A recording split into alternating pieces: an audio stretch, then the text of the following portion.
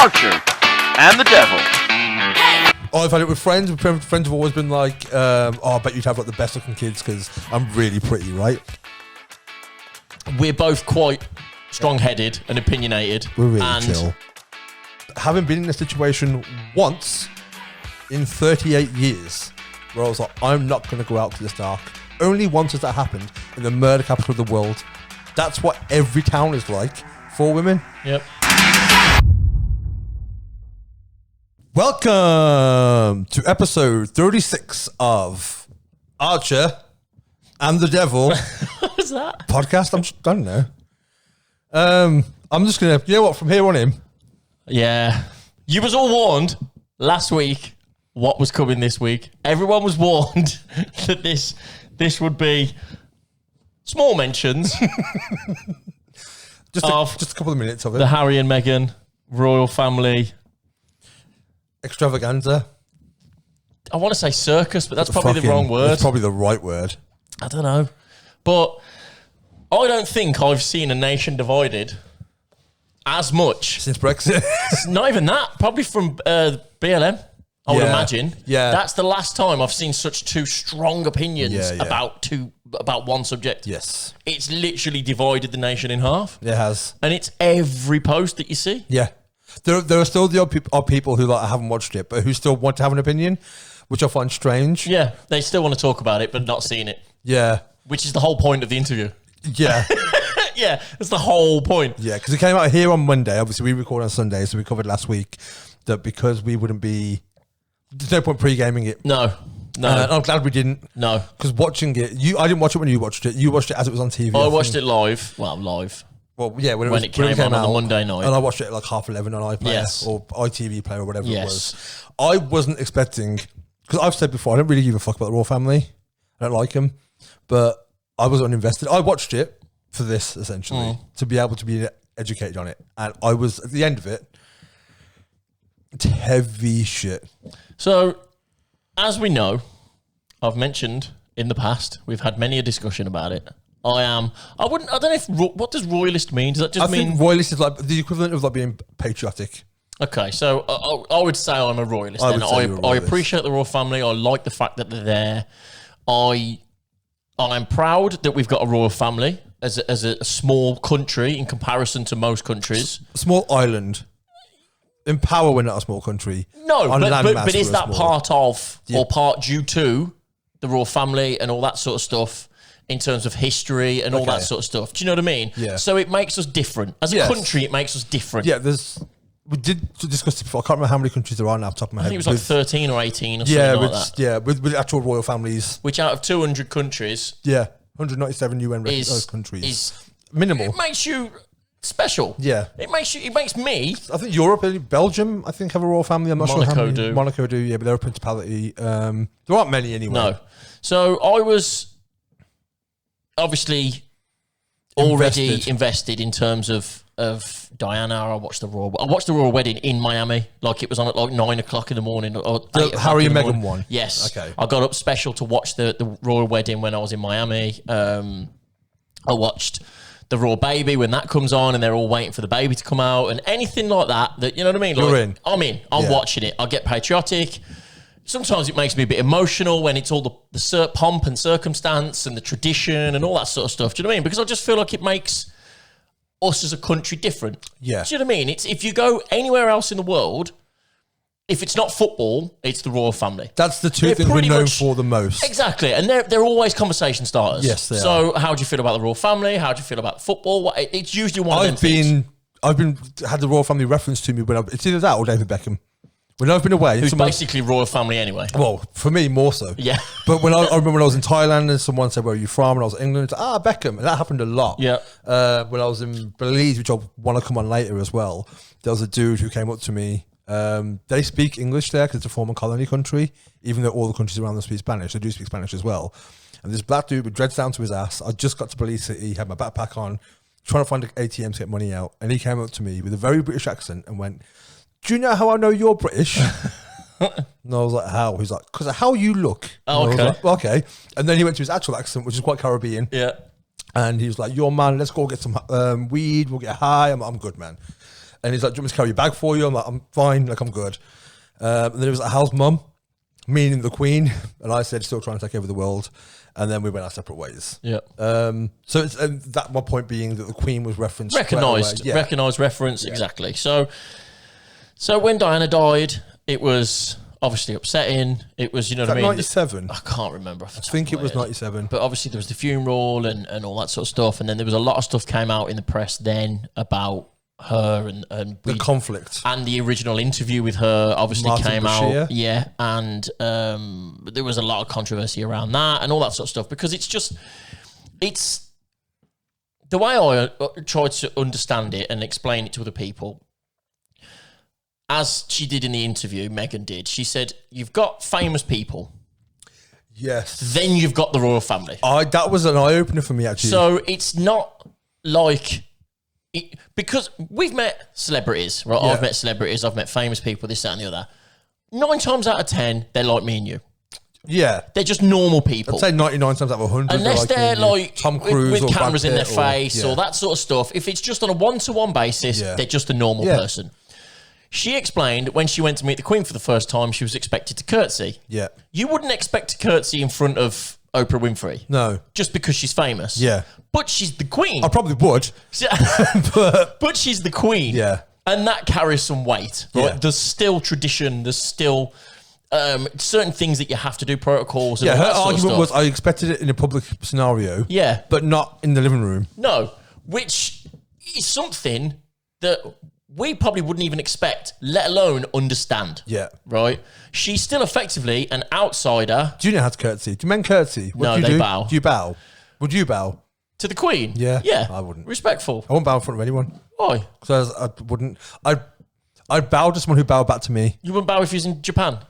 If they bow back to me, that's what I'm saying. Oh, okay. They tend not to. So when I was in if you're showing respect, it's a bow. When I was in Southeast Asia, might give you a when I was traveling, when I was in Vietnam, if you buy something, like I'm buying cigarettes or something, at the end I'll bow as a thank you, but they'll bow back as well. Okay. So it's a sign of respect. Me bowing to someone who isn't bowing back to me is never going to happen. I don't think the Queen would bow back to you. No, I'm not bowing to her. But I don't think you'll ever meet her. I mean, you might. I don't know. Depends how well we do. She might listen to the podcast. We get. I'd love to get knighted. I'd bow then.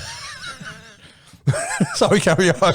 But yeah, so I think it's the royal family as a entity. Mm-hmm.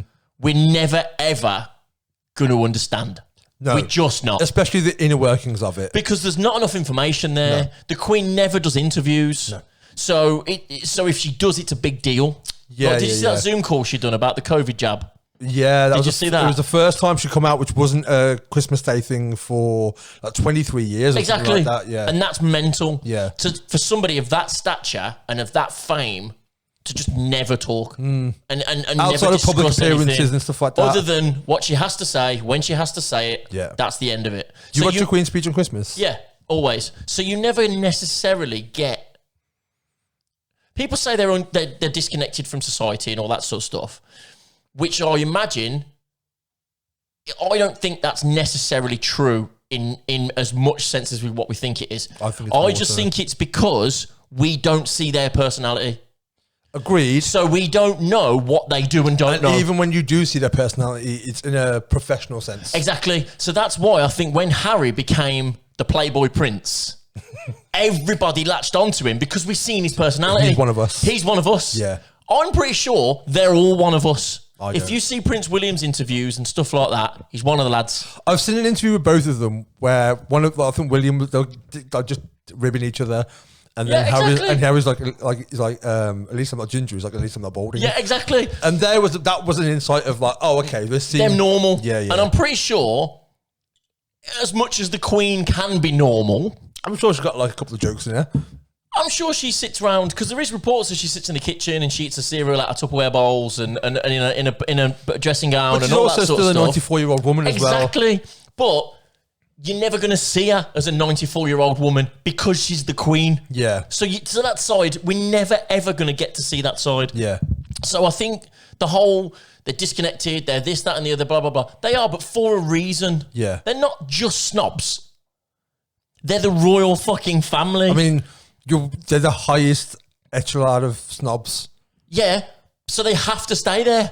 If you've seen a picture of Prince Charles smashing a kebab, I'll be all right. Go for it. Yeah, but also, no one's going to give him the time of day for being the future king again. Not that it means anything, but you know what I'm trying to say? I understand what you're saying. It's not royal behaviour. If you see Boris smashing a kebab, he's no longer given any kind of respect for being prime minister. Whether you agree with him or not is irrelevant, but the point is... Well, Ed Miliband was undone by a bacon sandwich. That's what I'm saying. Yeah. So anything that's out of character is going to get destroyed regardless. I understand what you're saying. When ultimately, all it's doing is making them human. Exactly. Yeah. So I think that's what we need to remember, first of all, going into this interview, that it's not just you arguing with your dad. It's not that simple. The basis of it is it's a dysfunctional family. Well, let's speak about the interview. Simple as that. Let's get into the interview. So the first thing that came about was they have been hounded by the press. That's what they tried to get across the most as such, was they're annoyed and pissed off at the stories that the press was printing again about them that wasn't true. And especially her. And especially Meghan. They've just destroyed Meghan from the beginning. From the beginning. I remember when they got together, because I watched Suits early on. Same. The first 3 or 4, good show. Great show. I think the only reason I stopped watching it was because I broke my TV. I didn't have a TV for 3.5 years, so I just didn't watch TV. Yeah. And I think there was issues with she's been in sex scenes on TV. Is that someone who should really be part of the royal family? That was the media saying that. Which I'm sure the conversations were also being had probably in the palace and stuff. But that was the biggest gripe with them initially. Yeah, divorced. Divorced, as well. Yeah. Hollywood star. Yeah. Mixed race. Yeah. And American. Yeah. All the boxes you could have ticked of things you don't want in the royal family. Yeah. They don't want in the royal family, right? Yes. So it already couldn't have been worse. I mean, if she had a kid, probably the only thing That's the only thing that was missing. Yeah. So and a drug habit. So the questions are already being asked, right? But I watched it and I was like, right, okay, I am fully with Harry. Because I understand where he's coming from. His mum died because of a very similar circumstances and all that sort of stuff. And then when they started talking about Meghan and this, that, and the other, and then it was like, well, then she started getting into that I wanted support and I wanted help and this, that, and the other. And I'm like, well, I don't understand how people don't get it. In a world with anxiety and mental health, so many people recently... Mike from Love Island, Caroline Flack. Yeah, the Caroline Flack, because it was like, that was about a year ago. It was almost to the year to the day. Yeah. And all this sort of stuff is in the press, and it's the Instagram taking the likes off to try and stop the anxiety, or online bullying, trolling the football players. All this is constantly It's never in been the press. spoken about as much as it has now. Meghan talks about it, and everyone immediately dismisses it and goes, yeah, but she's an actress. That's the thing that annoys me the most, because she wasn't that great an actress. Like, she was a good actress. If Meghan, you're watching, you are a good actress, but not to the point where she's fabricating, just acting a certain way in a certain situation, but then there's fabricating lies, which is what the accusations are. But then you've got to remember these lies. You've got to stick to these lies. You've got to live the lies. That has to be bulletproof. And then also... Because they're scrutinised so much. When she first came on, she was on her own. Right, and she went through all this sort of stuff and everything else, and it's like, oh yeah, maybe she's just making it up, blah, blah, blah. Oh, Harry's here. So Harry comes on, and the argument everyone else was, it was scripted. There's no fucking way in a million years Harry is that good of an actor. Not a fucking chance to bullshit his way through a script. Yeah, for half an hour. That convincing that you think it's acting. Yeah. No fucking way. He should have an Oscar. If he acted his way through that, he should have an Oscar. Yeah, I agree. That was 100% from the heart. It was authentic as fuck. Everything that he said was from the heart. And you sent me a video afterwards of clips of interviews from Harry throughout as well. Years. From 10, 15 years ago. Yeah, from like when he's a teenager. All he states is he doesn't like the press. They get in the way. They interfere, and he wants nothing to do with it. There was a point where I don't like England. Because he was abroad with the army. Why'd you keep going on tours? Because I don't want to be in England. Don't want to be in England. So I don't like England. I don't like the press. He's part of the royal family, and he's got the balls. He's not part of. He's a prince. He's a prince in the royal family. He's the son of the future king of England. He's fourth in line for the throne. And he sat there saying, "I don't like being in England." Now, does that not scream fucking alarm bells? Like, where was the headlines then? You know what I mean? Like, where's it? But they don't want to say that because it's like it's their fault. Spins the royal family in a bad light. And that was the interesting thing when he said it's almost we have an agreement with the press. that will have functions, invite them in to keep them on the right side of things. Because I didn't know that. I'm not sure if you knew that. No. Well, yeah, they always have the garden parties and all that sort of stuff, and they always have to allow them access. But it was almost like not even allowing them access. It was providing access so we stay on the right side, so the narrative stays in our favour. Yeah, I didn't think it was that to that extent. Which is almost, that's calculated, you know what I mean? It's like, from both points, we want to get invited, so you better invite us, or we're going to trash you. And we have to invite them, or they're going to trash us. Or they're trying to, yeah. And then the biggest issue I had with it was, we kind of got off track a little bit. I have, but like I said, I wanted for everyone to come out of this well, right? Which they haven't, but not a fucking chance. No. So, and it just depends on what team you're on now. Exactly. We spoke afterwards, and I was genuinely. You sounded like you just found out your best friend had cheated on you. It was difficult because I felt so sorry for but not just Meghan, for the both of them. Yeah. Because you've got to remember, Harry's already had this all his life. The bit where he said, I've been through this before, and we all knew what he meant. Yeah. But for them to vocalise, yeah, because it happened with my mom. Yeah. And he said that 3 times, I think. And to emphasise it so many times, you can see he's like, I'm not. And he said it at one point, I don't want to lose her. Yeah. I don't want history to repeat itself. And I think when people keep saying, like, he's become a puppet, she's controlling him, no, that's just a dude who loves his wife. His mom died. His mom was killed, effectively, by the press. Yeah. You can say what you like about if you believe it. A conspiracy theory. Well, let's go fucking just CIA quickly, spies and all that shit. I've reminded myself a bit of this today in prep, and in the build-up, because there are people who... I remember I was 15, I think, when that happened. My mum woke me up at 6 a.m. to tell me that Princess Diana died, and I was like, I'm asleep. Okay. Just let me go back to sleep. But I was glued to the news all day. I remember the funeral when I had to play football and felt bad for it. You know what? Like, I should be watching the funeral. I think I actually went home to watch the rest of it. But in the build-up to it, Princess Diana they're separated from Prince Charles. Yep. There was already speculation that Harry wasn't Charles's. Yep. Because aesthetically, ginger, he looks like James Hewitt. Yes. I mean, he doesn't look like him, but he's got ginger hair. But yeah.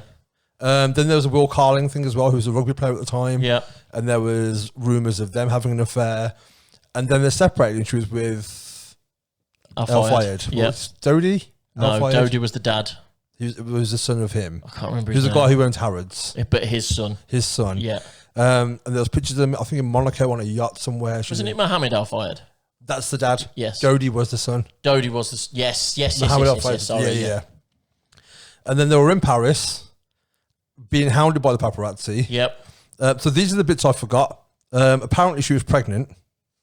Still not confirmed. Yeah. But she was pregnant. So there's obviously now the Prince of Wales has now carrying a mixed race child. Yep. When the crash happened, the ambulance came, and apparently they were in there for way longer than anyone would be normally, because normally the ambulance, once they're in there, would take them out. And that's where the conspiracies come in, that she was killed in the tunnel. Oh, right. She wasn't already dead. Apparently, if she was dead, then they were, whatever they were doing, either way, they were saying that the paparazzi in question at the time was actually the Queen finishing the job. Yeah. Right. Okay. I read a thing today that said you can tell conspiracy theorists have never been organisers. Right. Because have you ever tried to organise 10 of your mates on a night out? Yeah. Yeah. It's impossible. Yeah. Somebody doesn't listen. They don't do as they're told. Nobody turns up on time. Try and organise 5 people drop out 10 minutes before you leave. A mass cover-up of the murder of one of the most, or the most photographed women in the world. And nobody hear about it. Well, they did hear about it because that's where the speculation came from. No, but nobody hears about the truth doesn't get out, should I say. Yeah, but then there's a whole JFK thing with the truth still not out. Like, I'm not a conspiracy. We've established this before. I'm not a conspiracy theory guy. But at the same time, I would never deny that it's happened. I wouldn't ever say it's happened. I would quite easily just say, I don't know. But do I think it's too far-fetched? Not at all. No, I agree. But also, I think we would probably never know the truth. More so now, I think, as well. When you see bringing it back to what's happening now, yeah. When you see what's happened and the way the media have handled it and the behaviour that we've been reported, again, I've never been in a building with any of these people, so I can only go off speculation and reports. It seems in keeping with the kind of people who maybe would kill someone off. Well, you know that's what it. I mean? I mean, when she was saying she was calling the institution and the firm and this sort of stuff, it does seem like, I mean, we know realistically, legally, the royal family have got no power anymore. Yeah. It's all done via tradition or whatever. It's ceremonial more than anything ceremonial, exactly. So the opening and closing of Parliament, they go to the Queen, ask the Queen's permission. But if the Queen wasn't there, the Parliament would still happen. Yeah, right. Doesn't make any If difference. she said no, I don't. They'll be like, no. Oh, okay. Then what have should to we have do? another election, She right. doesn't do laws. She doesn't. Yeah. You know what I mean? She can't off with his head anymore. All that sort of stuff. Can't lock people in the tower. I don't know. Maybe she can. I very much doubt I'd it. respect her more if she did and could. But I think there's very much it's almost like you've seen movies where you've got a company that's run by Jeff Bezos, for instance, right? And then Piece of shit. he wants to do something. I want to give $500 million to charity. Yeah. And then a little advisor pops up to him and goes, Yeah, yeah. all right, Jeff, we can't do that. Well, why? I mean, you'll piss off the stockholders. Yeah, but it's my money. Yeah, but it's not. Yeah. It's not. I mean, you think that it is, but it's not. Yeah, but it's my name on the company. Yeah, but it's not. Yeah. We're the company. We are the company. We're the board and we do If everything. we decide. We just let you be I mean, if you poster boy for want it. to, we can kick you out. And Yeah, you yeah. literally can get kicked out of your own company Yeah. by the board. Yeah. And there's nothing you can do about No. it.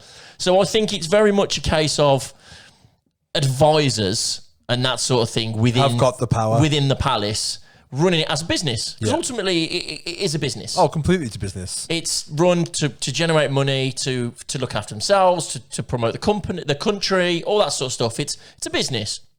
So if it's certain things that are going to make the business look bad, it's bad PR. It doesn't matter whether you're the Queen or it's a fucking mobile phone company. If you're doing shit that makes the business look bad, You're out. stop doing it. Yeah. You were advised to behave better. Yeah. So I think that's partly down to it. Is that it's everyone's villainising the Queen, which they're going to because she's the head of the family. Which I did until I watched the interview. Until we watched the interview, and when Meghan was saying she always said hello. She's been She was sweet. always nice. She Yeah, looked yeah. after me. As soon as we heard Philip was in hospital, we rang her straight away, and she was no problem. When are you coming to see me? Blah blah blah blah blah. But ultimately, it still falls at the Queen's door. Yeah. And this is what I've got such a conflict with, because for everything that you can say isn't her fault, you can have the same argument to say, but she could stop it. And not only that, but who's the household head generally in most houses? It's the woman. It's the mom. It's always the mom. It's the mom or the grandma. who holds the shit together. Always.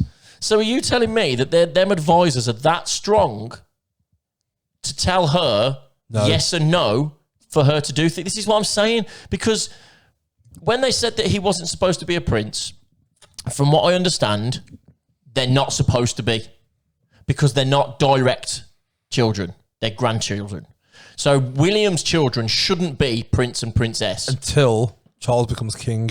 Yes, and then they become a descendant. Yeah. So William's... That's when they inherit the title. Yes. So William's son and daughter shouldn't be prince and princess, but the Queen agreed that they could be. Yeah.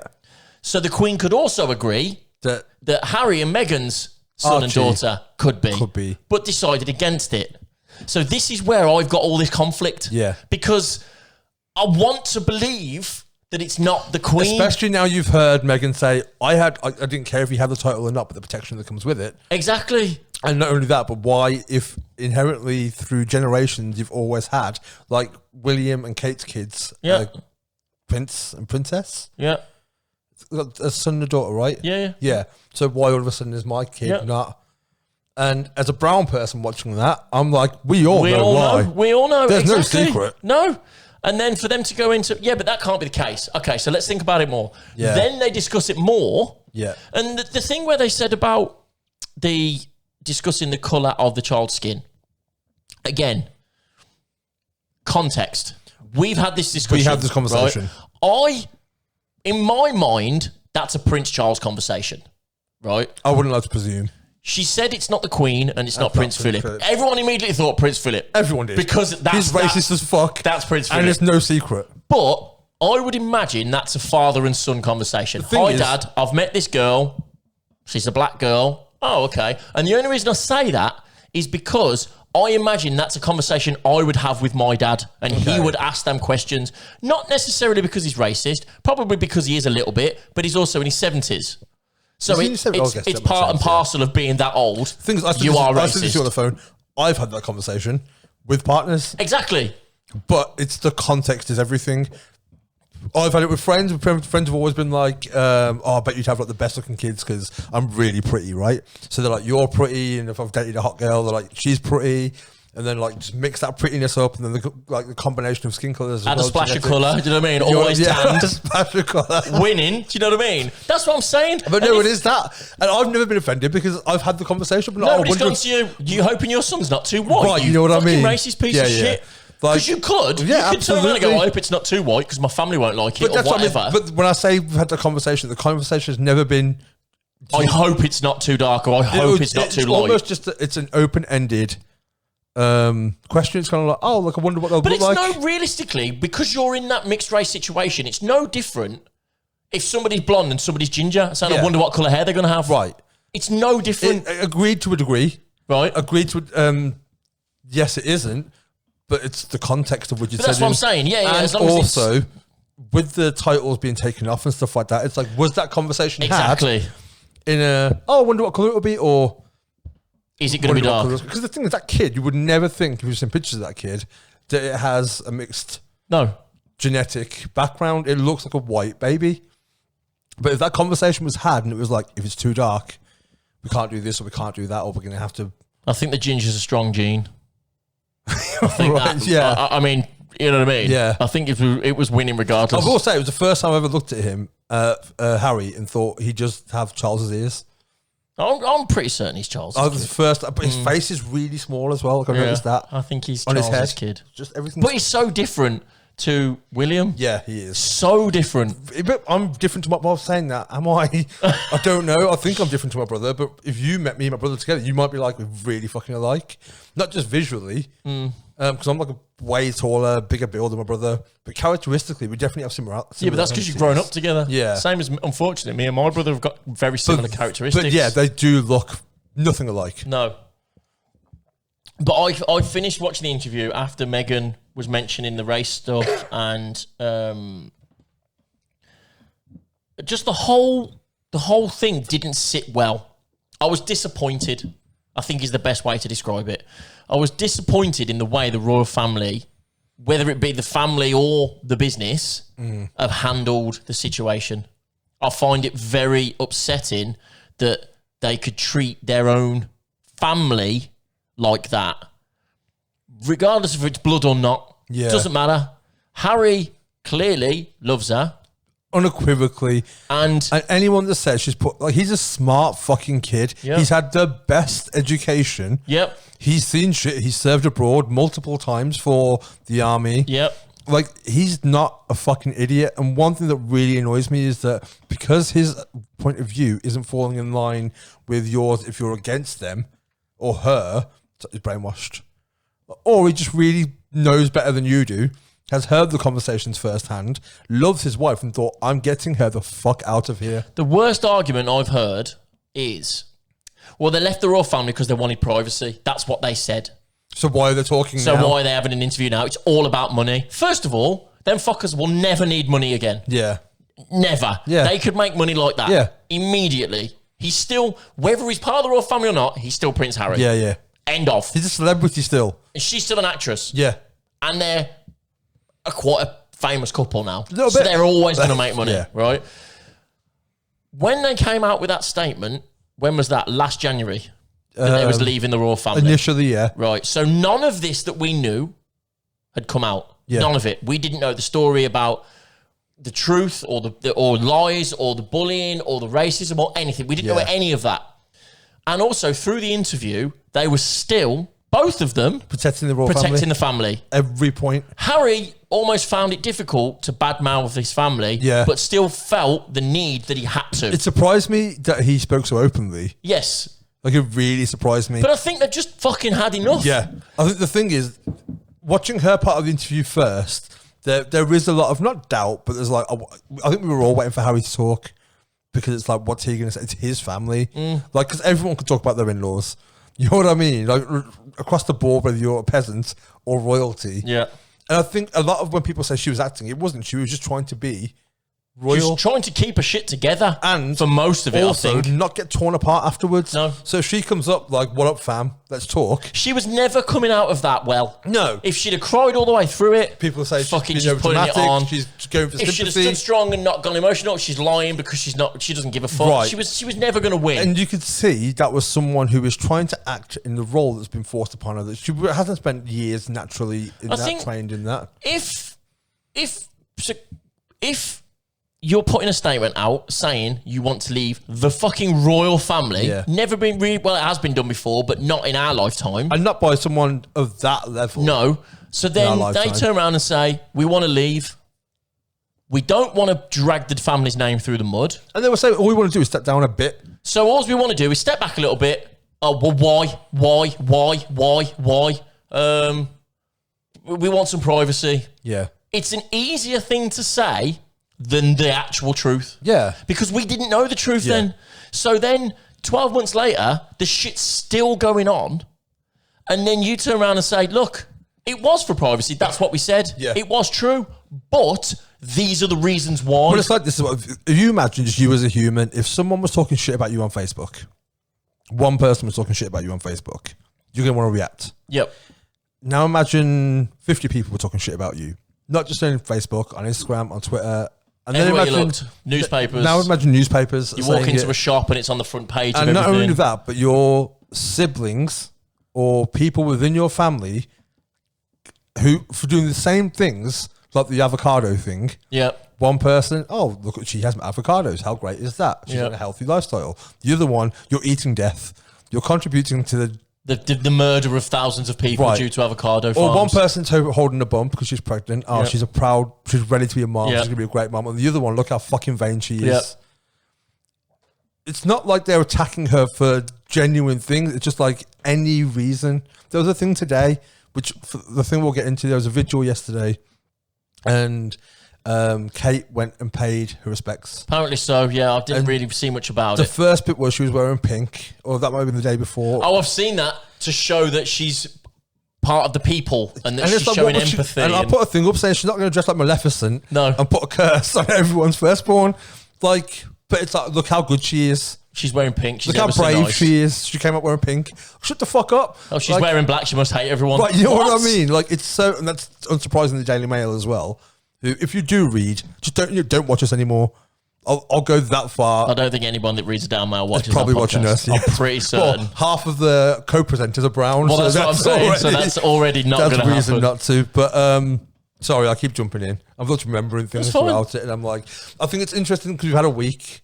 We were going to do this earlier in the week to get a more visceral. Well, reaction. I rang you the day after, and we did say we was going to film this section on Thursday earlier on. But I had a pounding headache for like 2 days. But also, I was still. It would have been a very different podcast because I would have been. You were emotional. I was all over the place. You were very emotional. Which, do you know what? It even got to the point where, right, and this is the God's honest truth, right? I watched it. I spoke to you the day after. We had like a 45-minute phone call about it, to the point where we had to say, look, stop now. Because we've got a podcast. We're basically doing a podcast on the phone. Yeah. For whatever reason, I had a sudden, overwhelming feeling of gratitude, right? And I physically rang people that are from my racing. Okay. And said thank you to them. Okay.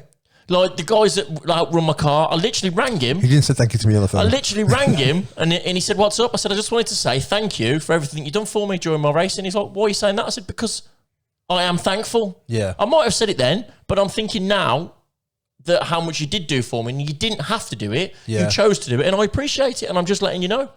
And everyone was like, what? I'm like, don't worry about what. I'm just saying thank you. Yeah, the message is the message. Don't worry about why the message is. I'm just feeling I need to say was everyone thank like, you. Are you dying? People was a bit strange. can I call you back? I was like, yeah, sound. Still not heard of him. I've done that before. I've sent message people. But that's how much it fucked with my head. I always say to you, I appreciate you, and you want to text me saying, just say you love me. Yeah. And I was like, I love you too. Yeah. Like, that's not what I'm trying to say though. Like, I'm saying I appreciate you, and people do go, are you all right? But it fucked with my head that much. Well, the first message you sent me when you were watching it was after you were done, because you messaged me saying, I didn't see, my phone was on silent. So you messaged me saying you're watching it, and then you messaged me saying, I guess you're not. And then you sent me another one saying, my head's spinning. Yeah. So I was like, I'm going to watch it. I was just doing other shit. So watched it afterwards. I texted you, but I think you're going to sleep by then. And watched it. And I was like, I'm not going to message you now because it's late and I don't want to disturb you. But when I spoke to you on the phone, you could hear it in your voice. I genuinely didn't know how to feel. Yeah. And that was what was fucking with my head. So week on now, have you kind of like processed it? Well, as you know, we're both quite strong-headed and opinionated. We're really and chill. We're pretty much straight down the line. It's this side or it's that side. There's not really any middle ground. And that, it shocked me into how it made me feel. I did not expect... I didn't expect your reaction to be the same as mine. I genuinely didn't. never thought we would come out of that on the same side of the fence. I still like the royal family. You can say it. I still. But we discussed this on the phone. But I think it's for different reasons now, and I Okay. think it's purely a tradition. I think... What word did you use? Patriotic thing. I don't think it's necessarily a respect thing anymore. I don't necessarily respect the royal family. Is it like you value the institution but not necessarily the people involved? I think so. Okay. I think it's more of the royal family as a whole, But as maybe opposed not to these people correct. in the royal family. Yeah, because I think for every argument that you've got for them, there's one against. I'd say I don't want to against. burn fucking Buckingham ballot, burn it down. I don't want to abolish the monarchy. Would you turn it into a Greg's? No. It'd be fucking, the cost of the fucking sausage rolls would be astronomical. Tesco Express? No, imagine the fucking price of a fucking Greg's sausage roll in Would you Buckingham buy Palace. one? See, I've been to Buckingham Palace. Only if it had a raw seal of approval of You've it. been in Buckingham Palace, I've haven't been you? in Buckingham Palace. I've been outside and I'm pretty sure they saw me come and went, shut the gates. It's when I got knighted. You're not knighted. Otherwise that would be Sarah Archer Sir and the devil. Archer, Sir Archer and the devil. No, so I've been a lot of times actually. If I've had friends come over from abroad, my friend Rachel came from Canada, so we went to Ireland for the weekend. Just like that for the gates. Let me in, I'm brown, but I'm okay. I just wanted to fuck with the guys in the hats and be. I used to love them when I was a kid. You know the nights of like. They're at Parliament. No, they were there as well. At Buckingham Palace? Yeah, I've seen them there before. Outside? Yeah. The Beefeaters? Yeah, they do the changing of the guards. And Yeah, everything. inside, not outside. Have you seen the Beefeaters outside yeah. Parliament? Yeah. Downing Street? In the little booth outside? No, but at Buckingham Palace, not Downing Street. Yeah, but I don't think they're outside Buckingham Palace. They are, because I've seen them there with my eyes. Are you sure? 100%. I've never seen them outside. So I was trying to put them off. I've seen them inside. I was trying to think, they're really far. But no, so I've been there a few times. The first time I went, I was by accident. I went to London with my mate Joe. He had a thing at a college, like a trial for drums. So I was just walking around London for hours. I was like, what's this path go to? Oh, there's a fucking palace here. Oh, it's Queen. One thing I will say with royalty, with your argument of tourism, I don't think people are coming to England purely because of that. I think it's like when you go to America, oh, we'll go and see this. We'll go and see that. If you go to New York, you don't go for the Empire State Building. No, but it's a very different But you see country. It is. If you go to New York, you go to the Empire State Building. Right. If you go to England, you go don't go to fucking If you go to London, Portsmouth. well, no, we were talking about New York and London, right? So if people go to London because London is the New York of Europe, I guess. Yeah, they don't go to Birmingham.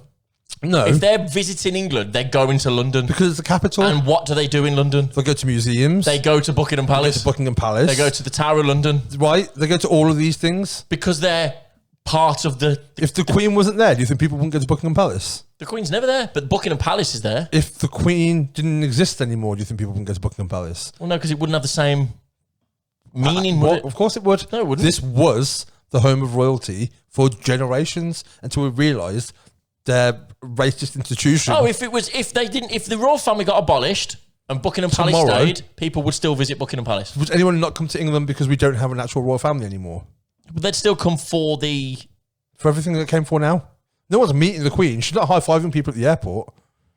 I think if the tourist attractions that was part of the Tower of London and all that sort of stuff wasn't there or got taken away, I think tourism would drop massively. Massively as well? I think so. I don't think it would. I think so. I think people come to Because London. what else are you coming for? Everything else. Like what? The history we have, the museums that we have. It's all round what? London. Where's all the history come from? Where does 90% of London's history come from? The Empire. The royal family. That's what I'm saying. But everything intrinsically is connected. But even if the royal family wasn't present now, because it's not that they're not making history now. They're not doing things now. No. So that history is still history. That's the beauty of history. It never goes away. But the point is, if you're from a country that doesn't have that history. But I've said, for example, when I went to Thailand, they've got a king. The king had just died when I went. The whole country was in mourning. He died in October. I went in November, which sucked because all the clubs were closed. Like they had a year of mourning. Right. We will be in that situation soon. She's 94 years old. It won't be a year. It'll be 2 days. It'll be a long bank holiday weekend. Yeah. But I do think it will be a thing because the Queen has been she's been serving for I think 70 years now. Or Everybody like that. that's alive, pretty much their whole life. Yeah, I mean, they my don't know dad's any different. 65, and in his life when he was born, 55 he was born, that was the Queen, and I was born 28 years later. That was the Queen, and if I had kids tomorrow, that's the Queen. That's what I mean. Yeah. So it'll be a massive thing. It will be a huge thing. It will be. And she's on your money. You see her every fucking day. But at the same time, it's like when I went to Belize, this was the bit I wanted to come to earlier.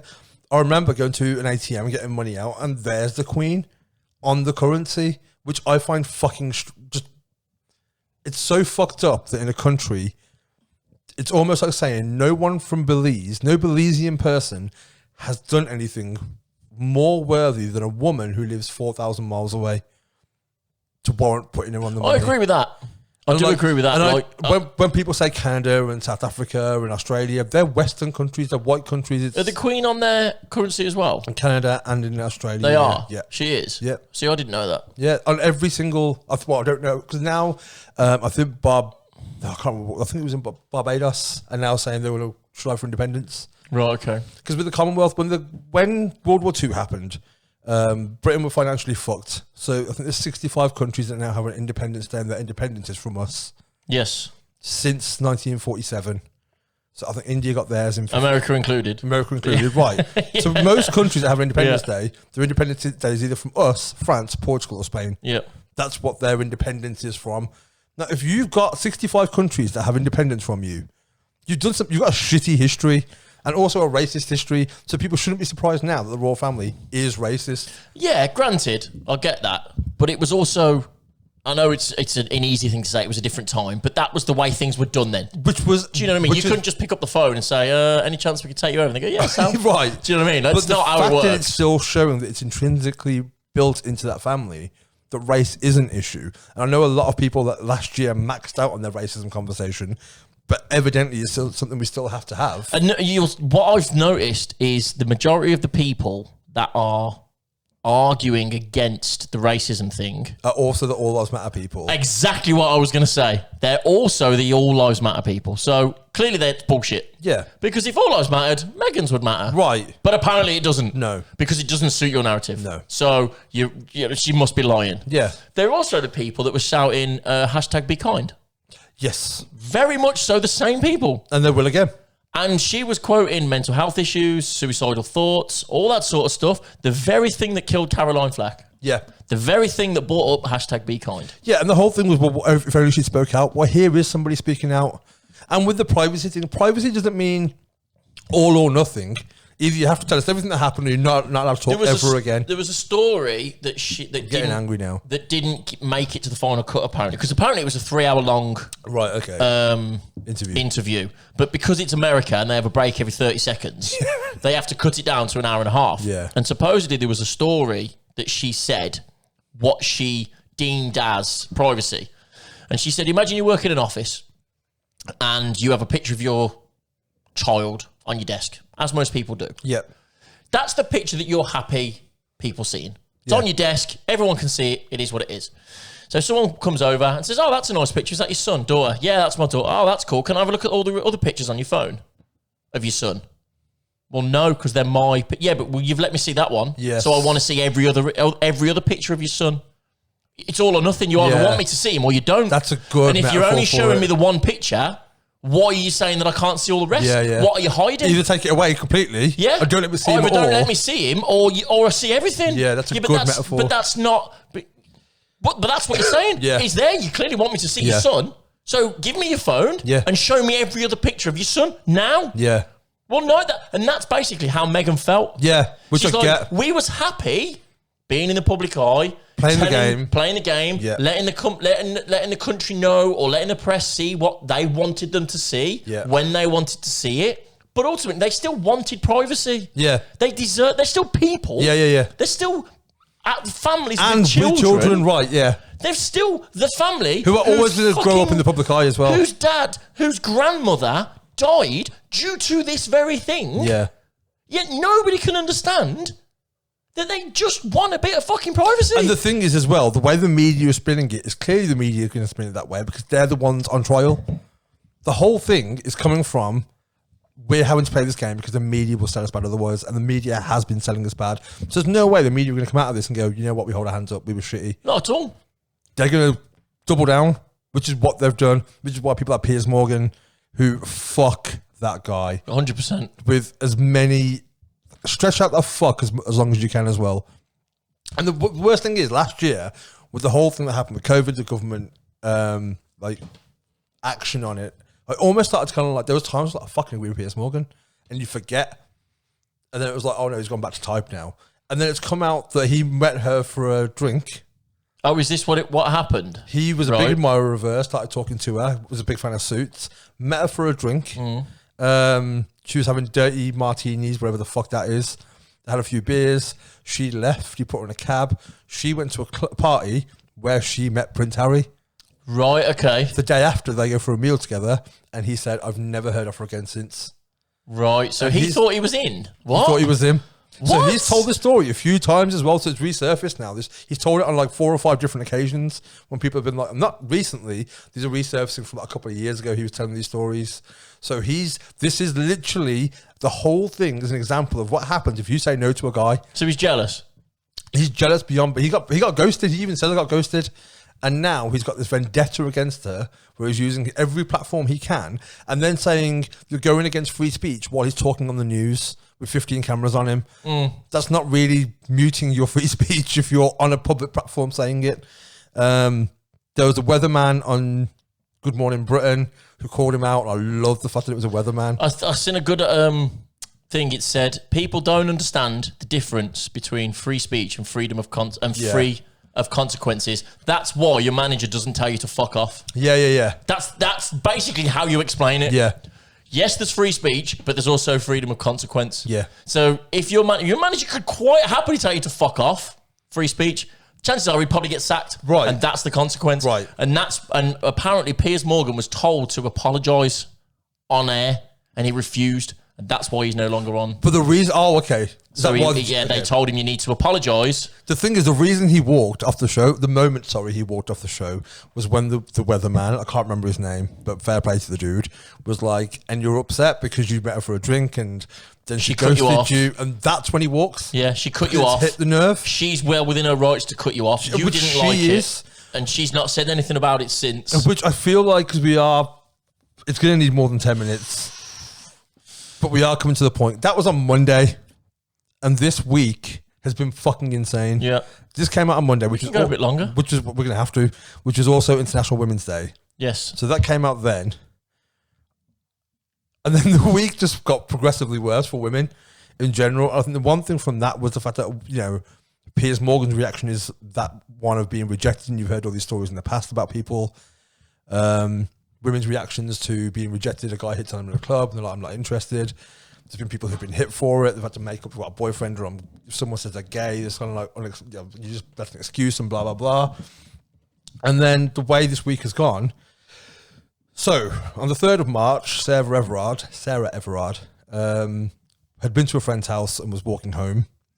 She went missing. It came out this week that a police officer has been charged now with her murder.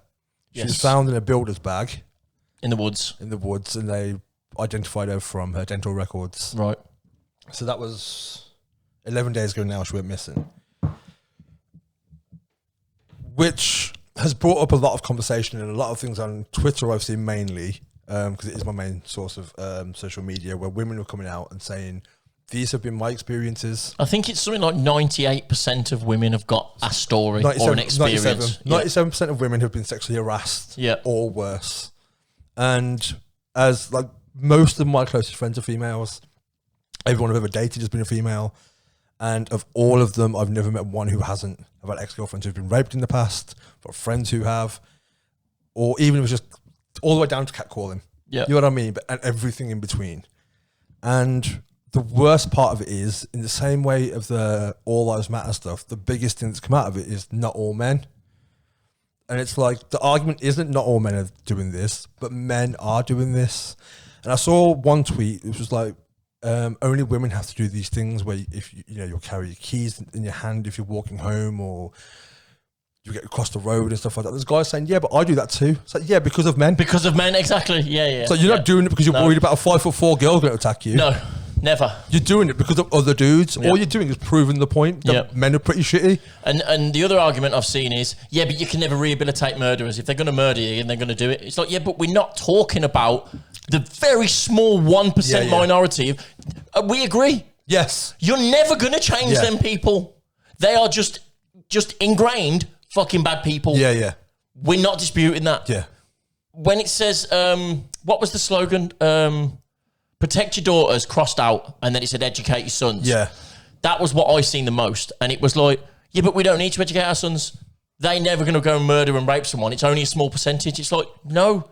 But if they understand, even just understand the signs of something that's going on that's not right, to step in, to back off, to even like somebody said, like a cash machine. Yeah. If you're stood next to a woman at a cash machine, we're big people. Yeah, we're both 6'3", 6'4". Just to look at, we're intimidating just because we're tall. Yeah. End of story. Completely. You probably more so. Yeah, because I look weird. Because of the way you look. Completely, I accept that. So people look at him and already be weary. I'm aware of that. Exactly. But some people aren't. Yeah. So I was at a cash machine the other day and there was this old lady there. I'd say old lady. She's probably early 60s, right? Yeah. And I could see her looking over her shoulder at me because I was at the cash point next to her. I was in full work clothes, middle of the day, whatever. Yeah.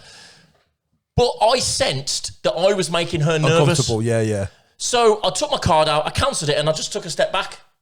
And I let her do what she needed to do, and then she walked off. Yeah. She probably never realised why. But I could tell that I was making her feel uncomfortable. Yeah, so you alleviated So I took myself out of that situation. Yeah. And that's all people are trying to say. Absolutely. It's the same with the Black Lives Matter. We understand people are going to be racist. Yeah. It's as simple as that. Yeah. We get it. But what's the problem in understanding the situation? And just reading it, because I remember I was in Panama, I was walking to my hostel. I think I told this story before actually, but in a completely different context. But I wouldn't have done that at the cash machine if all this hadn't have been in the press at the time. Oh, okay. It wouldn't have even registered. No, see, this is the thing. I've always tried to be, and not knowingly, I guess. Just mine's probably more because I look scary. Mine's just, well, I know right from wrong, so you're not going to think that somebody's thinking bad of you. Absolutely, yeah. Because I know I'm not going to do anything. Yeah. Do you know what I mean? But they don't. Right, and I remember I was walking in Panama and I was walking to my hostel. I could see my hostel was about 50 yards, 60 yards in front of me. And there was like trees and stuff on that side of I couldn't go round basically. There's two women in front of me, also travellers. And I was like, I've got to they were walking slow. Right. Not so slow that I was catching up to them quickly, but slow enough that it almost looked like I was following them. Right. Or you'd have to run to get past them, which is the same. I was aware of that. Yeah, and I was like, it's a singular slab path. Yeah. I've got to get past them at some point. There's a break in the road, so if I can try and catch up to them where the road is, I can go around them then. Yeah. But I've got to have to wait until I get there before I can go fast, because otherwise it looks like I'm following them. Yeah. And I could see they were getting nervous. They looked back and like, I was like, and this isn't something it's just back in my head. It wasn't like something that was at the forefront and I'm thinking of it at the time. And then I waited and went round them and then made a point of walking fast past them. So they were like, oh, okay, he was just trying to get past. And then ironically, I went into the hostel and they were right behind me. I was like, oh, sorry, are you coming in? And they were like, yeah. And then I talked about them like later that evening and they said, we thought you were going to mug us earlier. And I was like, that's why. I was like, yeah. I actually had the conversation. And I spoke to friends this week and I've realised stuff like, when my friends get a taxi, I'll always wait. Because I live a 10-minute walk from town. I either walk people home or have always done that text when you get home thing, or will wait if they get in a taxi and wait, and I'll tell the taxi driver where they're going. Yes. Because I've seen him and I'll make a memory of the number plate as I go. And it's something I've never realised I've done until this week. And it's one of those things where it's kind of like, because you don't trust people because of stories like this. And I don't understand how anyone's narrative out of this could be, yeah, but not all blokes like that. But in the same way, not every snake is going to bite you and kill you. But you're not going to go and hug them all just in case. No. And until we know the ones it is, just don't be a dick. And I think it goes beyond that as well. I think the one thing that's come out of it is, if you're walking past someone in the bar, don't put hands on their hips and go, sorry, I was going past. Because no one's done that to me. No. No dude goes past and like grabs my ass and goes, sorry, mate, I'm just trying to get past. Unless it's you doing it as a joke. Yeah. But I've known it for fucking 2 decades, you know what I mean? Yeah. And there's a lot that's come out of this that there's been more that I've realised. Just the amount of people, the stories you read and stuff like that. And if that hasn't affected you, if you haven't been able to read this kind of stuff and go, fuck, okay, maybe there's more I can do. I think at the end of the day, it's the same with again, we keep going back to BLM because it seems to have been so many similarities. Such a strong, yeah, divisive narrative on social media and stuff like that. It's simply awareness. Yeah. That's all it is. Yeah. Do you know what I mean? Like, it's literally just be a bit more aware or a little bit of more education. Well, that's what the term is, educate your sons. To other people's feelings. Yeah. That's all it is. You're just, like, I didn't realise the stuff that you go through with the racism because it doesn't affect me. Yeah, and it wasn't until we had a conversation about it. Same vein, I'm not going to understand the situations women go through because I'm not a woman. Well, there was a point. It's as simple as that. Honestly, I nearly wanted to. Two of my best friends, Sam and Charlotte, you've met both of them. Lombardi, you've met thousands of times. I almost wanted to say to them, you know what? I don't want to speak about this because I feel like it's not my place to speak from it. So do you want to come and have the rest of the half, like the second half an hour of the podcast?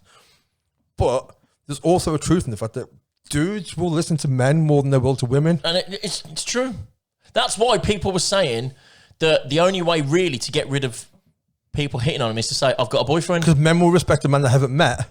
Rather than the person stood in front of them. Yeah, which is absolutely true. It's crazy. One of my ex-girlfriends so years ago, she was very, very attractive. And when we'd be out, if she was getting hit on, she'd always be like, I'm not interested. And I used to say, just say you've got a boyfriend, I'm there. Just be like the big 6'3" guy there. That's my boyfriend.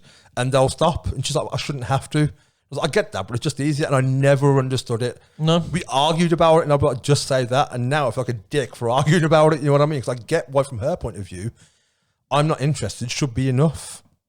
Like, thanks, but no. It's.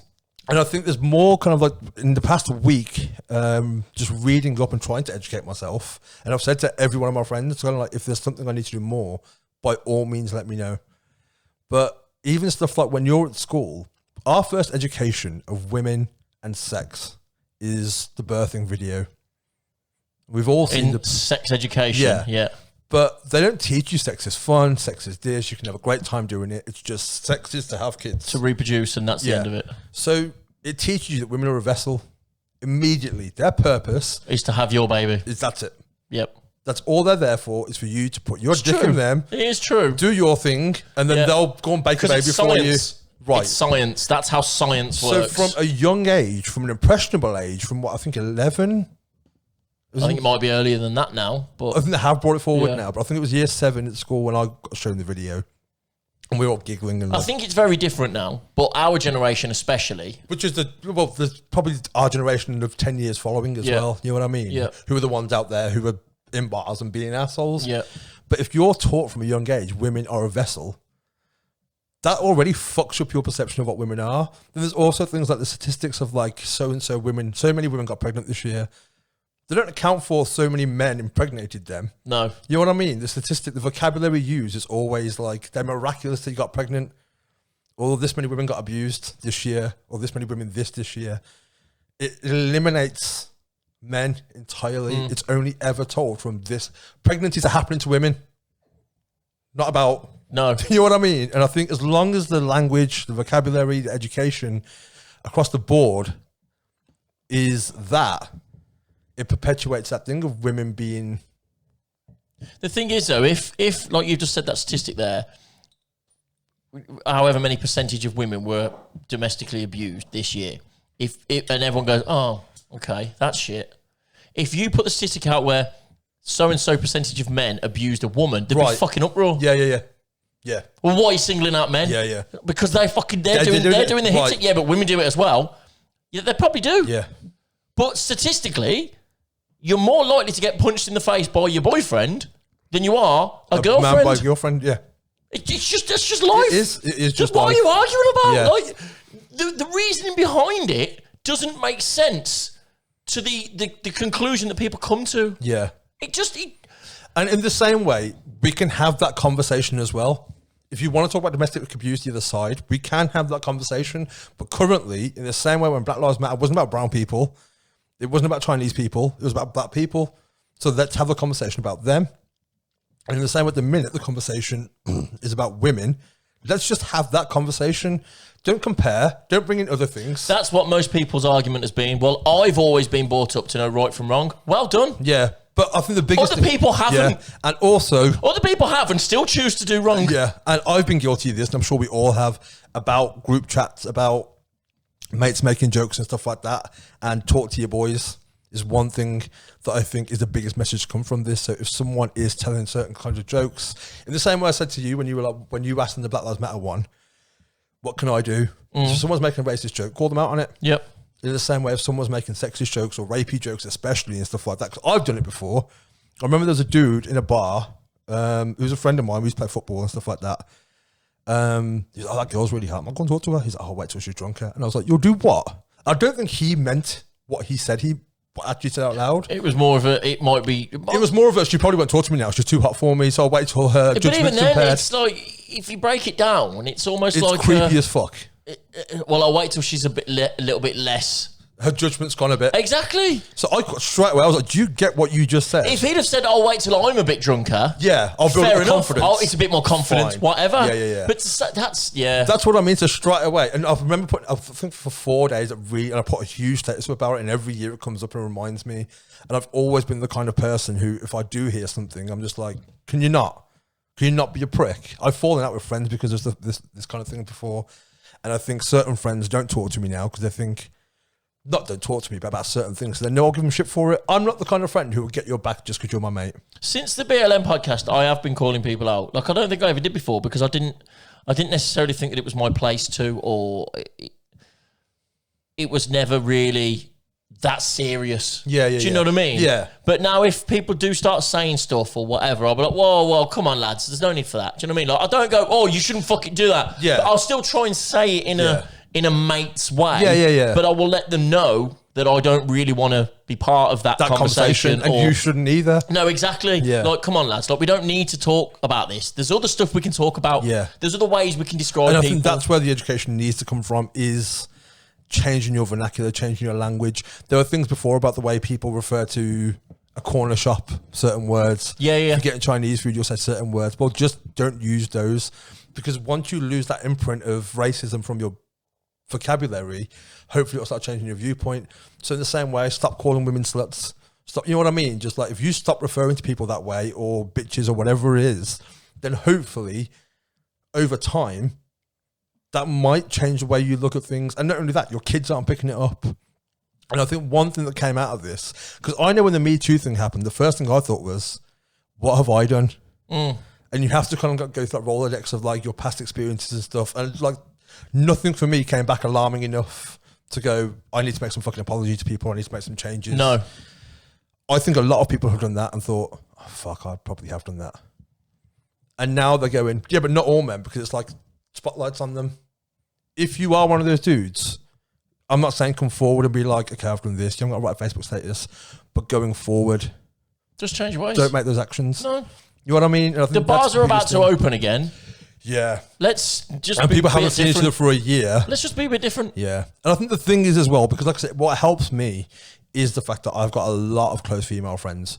If you don't, be it family, be it friends you've got, talk to women. I've always gone through my life in terms of women, girlfriends, people, even people that I've never met before. Yeah. I've always gone through in terms of, if that person was my mom and I was someone else and they was treating her this way, would I be happy with that? Yeah. That's the way I've always done it. So if my mum had met a stranger in town and they was going out and he just walked off, got in a taxi and left in the middle of town, would I be okay with that? Yeah. No. So if I've just met this girl for the first time, I'm going to make sure she gets in a taxi and that she's safe and that she's not left in the middle of town on her own. Not because I'm a hero or... No, it's basic human... basic decency. Duty of care. It's duty of care to the people you're with. There's a better chance of her coming to harm than there is me. Yeah. Just pure and simple. Yeah. Purely because she's smaller, she's not as strong, whatever. Yeah. Just by nature of being a woman. Yeah. It's, don't get me wrong, if the world happened where you didn't have to do that, you wouldn't do it. Exactly. You know what I mean? So it's not like you're doing it to be a hero. There's certain countries you don't. Yeah. Dubai, Japan, all that sort of stuff. I wouldn't think twice of going to Dubai and leaving someone in the middle of a street in a taxi.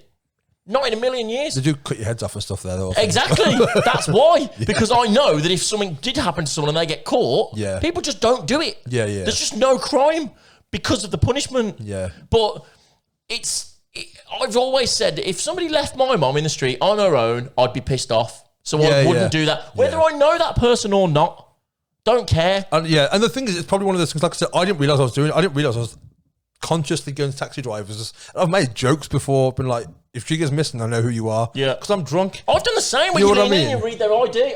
So-and-so, I've seen who you are now. I always just get the face generally, because it's Tamworth as well. It's a small fucking town. We don't have that many taxi drivers here anyway. You kind of like just, what company is it? What license plate is it? And who's the guy? And then go. And it's never occurred to me that I've done it until this week. But that's only because you've heard stories in the past of taxi drivers doing things they shouldn't be. Yeah. So you think, well, it could be anyone. Right. Like, because again, when that happens from someone, you probably didn't think that he was capable of doing it. So, well, the conversation even hasn't even been had yet about the fact that it was a police officer that did it. And we all know how I feel about the police, which is fuck the police. Same. But the fact that it was a police officer that did it, then yesterday, so this is obviously Sunday now, yesterday there was a vigil in Canning Town where a lot of women came out, not even in protest, just in mourning. And then... It was more of a support of other women, really, weren't it? Well, it was reclaim the streets and all that sort of stuff. It was, we want to be able to walk out. There was I think one politician made it wasn't a joke, it was almost kind of like pointing out the misogyny of it. Like, okay, let's put a curfew on men at 6 p.m. They weren't saying, if you read it or listened to it, no, this is something we should actually do. No, it was a comparison in terms of you saying to a woman, well, it was dark, you shouldn't be walking the streets on your own anyway. Right, but effectively, that's 6 p.m. curfew. Right. Because that's when it gets dark. Yeah. But everyone jumped on it and went, oh, that's fucking bullshit. I ain't doing that. They shouldn't be doing that. I've never hurt no one, so it's not on me, blah, blah, blah. You're like, no. But other people have. Yeah. Yeah, but women do it as well. Yeah, they do. There's never been a time, and there has been times, I remember when I was in Honduras, and it's the murder capital of the world, and a few of the lads at the hostel I bumped into, there was no women there. Only dudes at this hostel. And it's not a man's only hostel. It was just women had the common sense to go, murder capital of the world, probably not going to go there. Whereas guys were a bit like, we'll be all right. Which is further perpetuates the argument. And they're like, we're going drinking. I was like, I'm not going drinking here for sure. Have a good night. I ordered a pizza, I stayed in and planned my next day. You know what I mean? I was like, while it's dark, I'm not going out in the city. So I know what it's like being in that situation. Not because you're afraid of getting attacked by a woman, though. No. Dudes, like 100% dudes. That's what I'm saying. Yeah. You're not afraid of Sarah down the road with a machete. No. Which I'm sure there is a Sarah down the road with a machete. Yeah. But she doesn't pop into your head when you're thinking, I'm going to get murdered. Once. And even if she did, I still in my head would go, I'd probably take her. That's what I'm saying. You know what I mean? If it came to like a fight, I'd like to think that I could disarm her or whatever. If it's John, who's pissed off and had a few Stellas, I'm not going to gauge my chances as well. If it's a small dude, then yeah, because I'm a big dude, but that's going into semantics of it anyway. But the point is, having been in a situation once in 38 years where I was like, I'm not going to go out because it's dark. Only once has that happened in the murder capital of the world. That's what every town is like for women. Yep. The whole world. Even if they live in that town? Yeah, well, it happens in villages, it happens in towns, it happens in cities. It's not like one place is excluded for it. There was that girl in Tamworth recently, that young girl, Keely. Yeah. She walked home with her friend. Yeah. And he murdered her. Yeah. And for like, they put all the ribbons up and everything. I don't think I was in the country actually when that happened. I can't remember. I think I was abroad. They went to a gig, they walked home. She said no, he didn't like it. Off they went. He killed her, and that was it. And they found a body in our town. We got 75,000. It's a small. This is a small fucking town. And people go, yeah, but it doesn't happen. It does. It does happen. And they had like, they put the ribbons on every lamppost and everything. They were there for a good year. Yeah, that's a good year of being constantly reminded that this shit happens day to day. And not only that, ask your friends, ask your partners. Like, get educated what has happened to you, because there's no way you would want your girlfriend just walking around at 4 a.m. or even 8 p.m. if it was dark and go, she'll be fine. No, nobody does. So, and the thing is, there are people out there also, because like 97, everyone knows a victim. No one knows anyone who happens to have done anything. So it is your friends, it is your neighbors, it is your colleagues, it is people that you know. So by changing the vocabulary of like I said, we'll go to racism, that's what I know. So I can speak about that.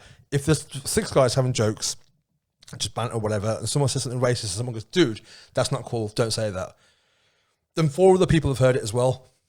So if they were inclined to be like, oh, okay, he's going to call me out, and they'll think about it as well. Even if it's, like I said, not the forefront, not the conversation, it's in the back of your head, you're going to think about it, and it might make differences. So if someone makes a joke about those kinds of things, be it rape, be it sexual abuse, be it I'll wait till she's drunker, call them out, because everyone's like, yeah, you know what, he's fucking right though. And literally, that's the point. Educate. That's all it is. That is. Don't chastise, And the don't whole tell point people is- off. Just educate somebody that instead of- their behaviour could be modified Yeah. in a way that benefits everyone. Instead of telling girls how not to get raped, tell guys not to rape. Yeah. Because you know how much effort not raping someone takes? None. Literally zero. None whatsoever. To not abuse someone, to not hit on someone who doesn't want it, to leave someone alone, To not tell a racist joke. to not do any of these things, it takes all of zero effort. To not be an asshole. Yeah. It's easier to not be than it is to be. It takes effort to be. course You it have does. to, you have to plan your day around it Yeah. sometimes. You know what I mean? Yeah. And it's like, all we're asking you to do is the easier thing, which is just don't do fucking anything. No. And just let people be people, call out other people who are shittier people, and let people live their best fucking lives. And literally the world will be a better place for everyone. And that's the bottom line. Unequivocally. That's the same for racism. It's the same for sexism. It's the same for any ism. Yeah. If you just don't do it. Stop saying girls are crazy as well. They're not. Some are, don't get me wrong, but some guys are as well. Yeah, but usually they are because of guys. That's what I was about to say. Yeah. Normally, because I've done it before. I was in Yeah. a relationship when I was younger, when I was like in my late teens into my 20s, and for years was like, bitch was crazy. And then I kind of like got older and was like, I was an asshole to her. Yeah. I didn't want to be in that relationship. I was half in it the whole way through Yeah. it. No wonder she was fucking crazy. Yeah. Because she was dealing with someone who was half invested the whole way through Even it. if it's not you, it was the ex-boyfriend or the ex-ex-boyfriend. We've all had a person who's dated obviously, someone. we know it happens to lads as well. It does happen to lads as well. I'm not Girls fuck up disputing boys. that. But statistically, I would assume that lads fuck up girls more than girls fuck up lads. Yeah, I've had a friend who had to escape her bedroom window 2 floors up because her ex was trying to beat her up. I don't know any dude with that story. I don't know one dude there was a girl trying to fucking stab me. So And I climbed out the usually window. it's, why did she come at you? Well, she just found out that I'd texted her best friend. Yeah. Oh, okay. I mean, that kind of warrants her coming at you with a saucepan. Yeah, it's not Yeah, like... but bitch is crazy. I mean... No, is she though? And that is the thing. And She's not. She's angry. Yeah. It's all And the it thing, is. especially if you've got kids as well. Like if your kids see you behaving this way towards them, then you're passing that imprint onto them. Just don't be an asshole. No. Period. And As stop the- saying not all fucking men. The motto of our podcast is, just don't be a dick. Just don't be a dick. Just don't be a dick. We have gone over, but that's fine. Something we needed to this week. We just need to say R.I.P. Murray Walker. Yeah. God bless his soul. Yeah, you text me Yes. and said like fucking The Murray Walker weekend of the died. first race as well. Yeah. It's been a bit of a heavy podcast It's this week. been a heavy week. We man. don't apologise because No. that's what we're here for. Sometimes we need can't these all be ones. fun and games. Do you know what I mean? Yeah. But Black Lives Matter is one of our most popular podcasts. Yeah, it is. So, you know And what I the mean? things, and I've said this to a few of my friends this week, and one thing I've done and one thing I've said is I don't want to speak on your behalf. All I want to do is amplify your voice because that's all I wanted. When this was last year, I always feel like if I talk about racism and things, there's a spotlight on me like, oh, of course you're going to talk about you're a brown dude. And it isn't that. So when white people were speaking up on our behalf, I appreciated it. So I guess knowing, and the similarities are insane between what happened last summer and this now. Oh, 100%. It's with the police involvement as well, with everything. It's so similar. And it's the same arguments. It's literally by the same same arguments. fucking idiots. Yeah. Yeah, we The understand. Venn diagram between all lives matter and not all men It's the same thing. is fucking, yeah. It's the same thing. We understand we are our own opinions. Yeah. We also understand that we, no matter how small, we do have a platform. Yeah. You guys listen to us. We appreciate that. we don't just want to come on here and ignore important issues. We've always said from day one, if we can change one person's opinion of anything, then that's why we're here. Whether it's 100 one less people, person gets murdered or raped because of this. we get 1,000 listens a month. So if 2 people out of them 1,000 people change their opinion or their outlook on life and the way they behave, we are happy with what we're doing. Whether 10 people listen or 100,000 or 1 million people listen, the point is, if one person changes the way they think or behave that benefits someone else, we're going to keep doing this. And we're not going to shy away from subjects. We're not going to, oh, fuck me, they're banging on again. Yeah, we are banging on because it's shit that we're passionate about. It's stuff that my opinion has changed fucking massively from doing this podcast with you. Yeah. I'm a different person a year later compared to how I was, and I appreciate you for that. Yeah, no, but and same though. Like sometimes it's like having this to bounce off you, and get an opinion back or get an education back or a viewpoint from as well. Like, yeah, because sometimes you are quite opinionated. I'm very opinionated, and also you don't necessarily see it from the other side as easy because you're so I speak in absolutes as well. Whereas I'm the opposite. Whereas I don't realise because I'm quite. You weigh things up. Yeah, I go. Oh yeah, but okay, they're not, and you know what I mean. Like, I'm trying to be everybody's friend sometimes, whereas you don't care. I don't. If you fuck that person off because they're wrong, then they're wrong. Yeah, but, I'm like, but let's listen to them and let's discuss it. You know, no, fuck them. Which is important though. You have to have conversations. But also, I've had my eyes open to a lot of things that I necessarily would have just gone, oh, fuck me, they're banging on again. Oh, Black Lives Matter. Oh, fucking hell. And I think a lot of people are having that now, where it's like, oh, it's black people now it's women. What's next? Yeah. Like, I'm sorry, it's shit for you to have to hear it, but it's shit for the people that have to live it. But there's a reason. It's not just for fun. Yeah. And that's it. Yeah. So we have run over, but we don't care. Happy St. Patrick's Day is officially, this comes out on Wednesday. Wednesday is St. Patrick's Day. I was going to drink Guinness and have a Guinness t-shirt and have a whole thing about it. And then the world went to shit again. So I was like, we'll just drop a mention. But maybe next week we'll celebrate it. But thank you again for sticking around for the fun, stupid ones and the more hard-hitting, serious ones. We appreciate you all. We love you all. Don't be that guy. Don't be that guy. Don't be a dick. Peace and love. Look out and love everybody.